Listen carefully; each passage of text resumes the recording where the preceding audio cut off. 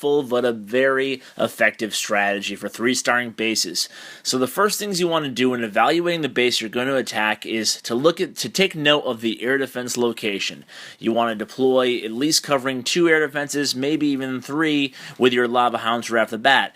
The Clan Castle location is the next thing you want to notice, and then the Archer Queen location. So consider the flow, trace and hold back. So tracing is tracing with your fingers or with your eyes where your balloons are going to go and how they're going to flow throughout the base. Holdbacks is holding back of anywhere from 4 to 6 balloons to hit from different parts of the base later in the attack. So not all the time will you go in with your full force right away. I'm going to show you 2 examples of that. Your troops are going to be 5 Lava Hounds, 1 max in CC, so 4 plus your Clan Castle, 20 balloons, and your spells are going to be 4 rage spells. You want to pre-plan your rage drops. So without further ado, instead of talking about it, let's get into the replays and I show you how to go ahead and pull off 3-star attacks. So evaluating the base, you want to trace once again and consider holdback. So this is going to be a great example of each. So he's going to deploy the 4 Lava Hounds all heading towards the center. They're taking up 2 air defenses like I discussed earlier, and the balloons are all going to come in creating a semicircle throughout the base. Now pay special attention to the loon deployment and the rage placement in this raid. So like I said, the loons come in from the east and the due west to help with the main masses of balloons, and then look at the holdbacks. He has 4 balloons coming up, 2 from the northeast, 2 from the northwest to help take out the Archer Towers as the rest of the balloons and the Lava Hounds engage the air defenses up to the north. So that is basically a blueprint for the perfect way to pull off a Town Hall 9 3-star victory. This can be used against every Town Hall 9 base out there. There's no reason why you can't 3-star a base. I mean, the only reason is that you don't have level 2 Lava Hounds unlocked. But you can go ahead and deploy your heroes towards the end of the attack in most cases. Sometimes when you're evaluating the base, there might be an easy air defense you can take out of the equation right off the bat without even using without using the heroes at the end, using them in the beginning instead.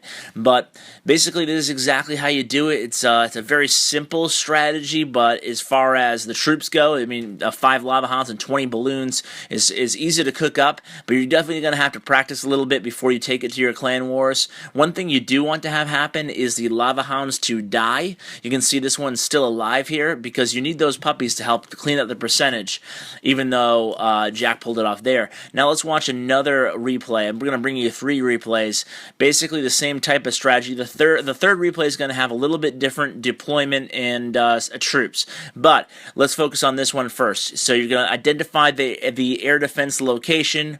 Then you're going to go ahead and guide your troops with the rage spells. Where to drop your rage spells? Well, the thing about rage spells are you want to, since you're bringing 4 of them, you want to basically cover the entire midsection of the map in a big square, as you can see here perfectly. So there's 4 rage spells, and they're all kind of touching one another, and they're basically encompassing all the heavy lifting that the balloons are going to have to do throughout the raid.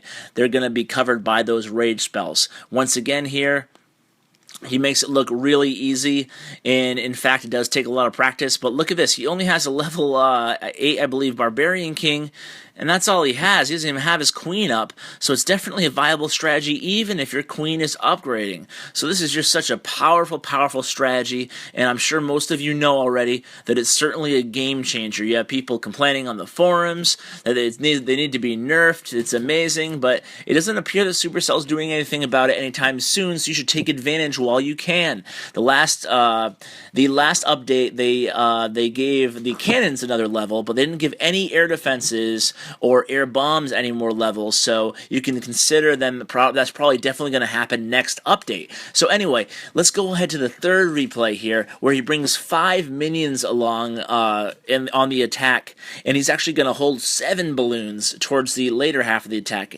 Now these rage spell drops are not what I would recommend here.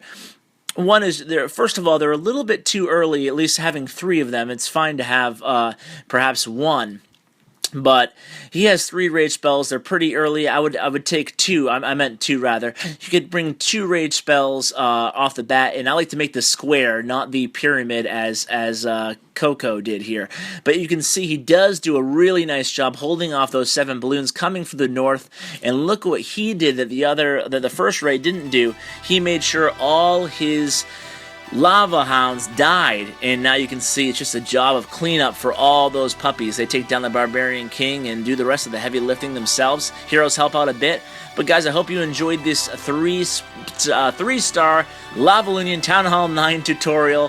Hope you guys have great success with it in your own clan wars, and let me know what you think. Take care, guys.